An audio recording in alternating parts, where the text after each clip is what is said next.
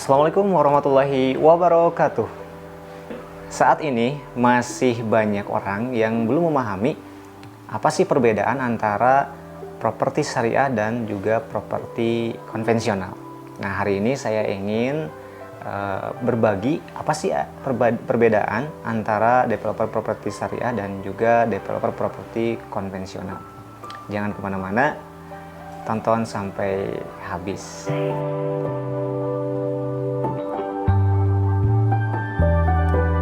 Kenapa? Karena lingkungan Islami itu terwujud dari 4 hal. Yang pertama, adanya kumpulan dari kaum muslim. Nah, properti syariah ini tentunya nanti konsumen-konsumennya kita selektif harus memiliki keyakinan sebagai seorang muslim, memiliki akidah Islam ya. Yang keduanya, karena kumpulan orang-orang ini memiliki akidah Islam, tentunya akidah Islam ini akan mendorong dia untuk memiliki perasaan Islami. Nah, perasaan Islami ini didorong dengan apa? Didorong juga dengan pemikiran Islami. Perasaan dan pemikiran Islami juga akan semakin mengokohkan ketika adanya aturan Islami. Nah, aturan-aturan, perasaan-perasaan dan juga pemikiran-pemikiran ini tentu harus ada yang mendorongnya gitu ya. Nah, mendorongnya itu dan juga mengawalnya. Nah, mendorongnya dengan apa? Mendorongnya dengan akidah Islam tadi, mengawalnya dengan apa? Dengan adanya agenda-agenda ataupun bentuk-bentuk program yang menjaga gitu ya, agar senantiasa pemikiran perasaan itu senantiasa ada di dalam diri kaum muslim. Contohnya apa? Yaitu dengan adanya kajian. Nah, makanya di dalam perumahan-perumahan properti syariah itu selalu ada gitu ya, selalu ada pusat-pusat peribadahan.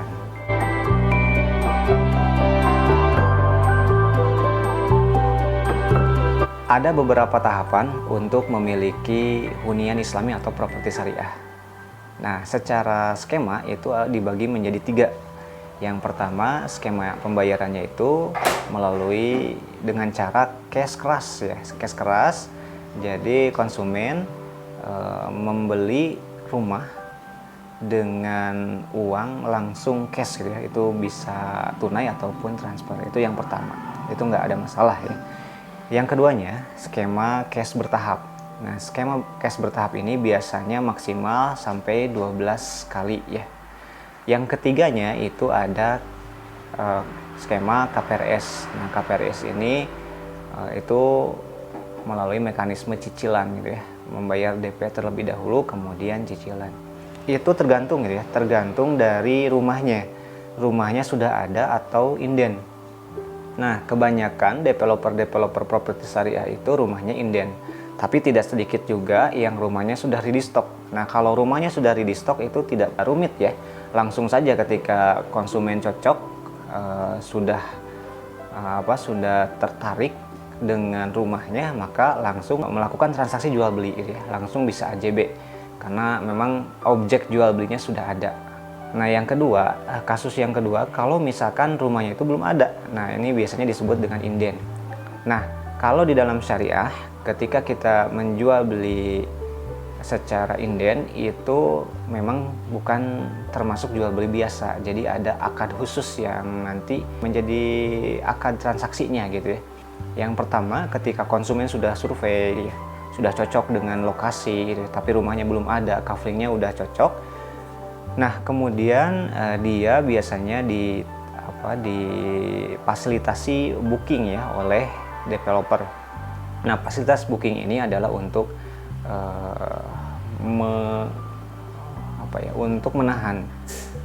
menahan orang lain untuk membelinya.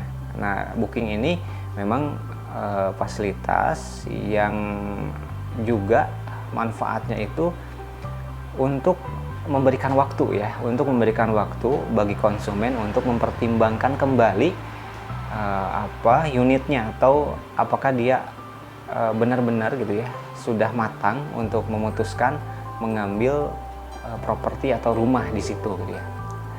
Nah, kalau misalkan dia sudah yakin dengan pertimbangannya, dia sudah diskusi dengan istrinya, dengan keluarganya, dengan ayah, dengan ibunya gitu ya, maka biasanya dia melakukan memberikan DP gitu ya. Pembayaran DP ini kurang lebih biasanya ya rata-rata ada yang 30%, ada yang 50%.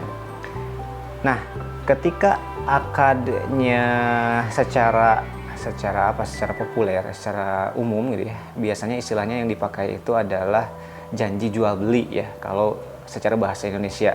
Kalau bahasa syariahnya itu disebut dengan akad wa'ad ghairu mulzim ya.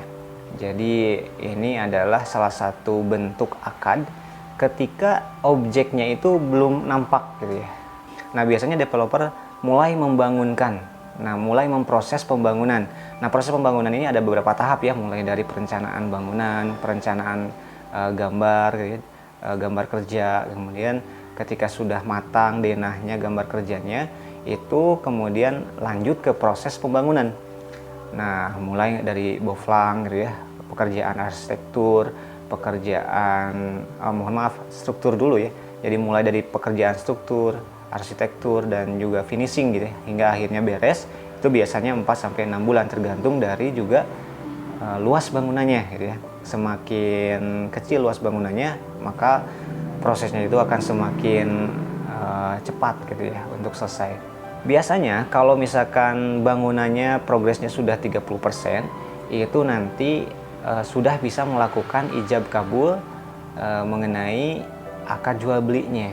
Nah, akad jual beli yang memang secara rukun Islamnya atau syarat-syaratnya itu sudah memenuhi. Kenapa? Karena sudah ada objek gitu ya yang jelas bahwa fisiknya seperti apa gitu ya, rangka-rangkanya, gitu, bentuk fisik dari bangunannya, walaupun memang belum finishing gitu ya.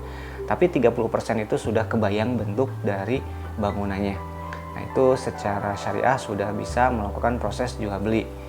Nah, setelah selesai, maka nanti progresnya itu konsumen dan developer melakukan serah terima rumah ya, serah terima kunci.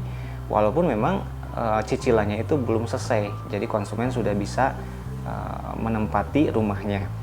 Nah, yang terakhir itu biasanya nanti ada proses balik nama. Nah, proses balik nama ini memang dilakukan setelah proses cicilan dari konsumen ke developer itu sudah selesai. Nah, itulah tahapan dari kepemilikan properti syariah atau rumah Islami.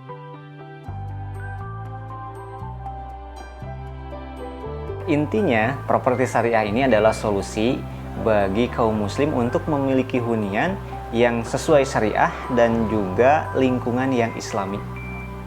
Wassalamualaikum warahmatullahi wabarakatuh.